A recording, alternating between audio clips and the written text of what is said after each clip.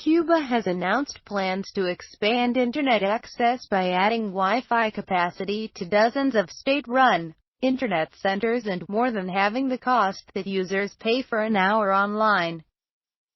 The announcement, published in Thursday's edition of the newspaper Juventud Rebelde, is the first significant expansion of the internet in Cuba since President Barack Obama said on the 17th of December that the communist government had told him it would give its people more access as part of a historic détente between the Cold War enemies.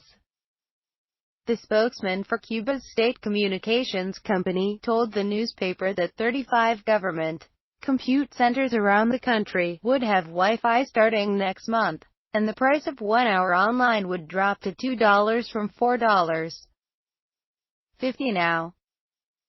That price remains unaffordable for most Cubans, but the change would represent a significant improvement in access for many people. Cuba's offline internet. No access, no power, no problem. Read more.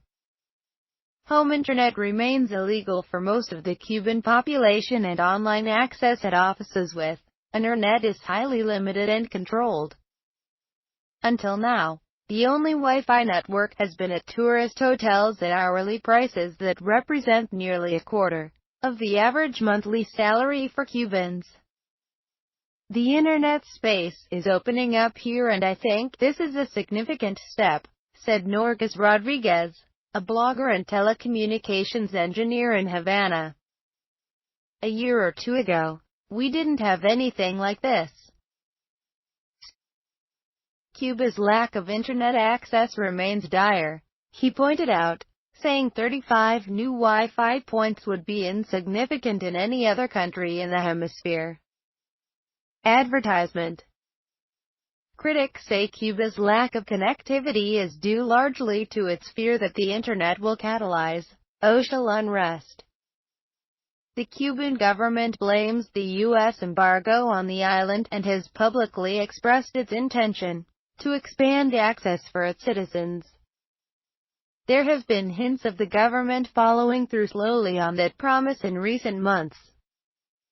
The state communications monopoly, ETECSA, has experimented with a temporary price cut to $2, and the artist KCHO garnered much attention by opening a free, government-sanctioned Wi-Fi connection for the public at his Havana Arts Center, making the price cut permanent, and adding dozens of Wi-Fi hotspots allowing people to use their own smartphones, tablets and laptops at state centers instead of antiquated government computers, would be a notable step in making online life easier in one of the world's least connected countries.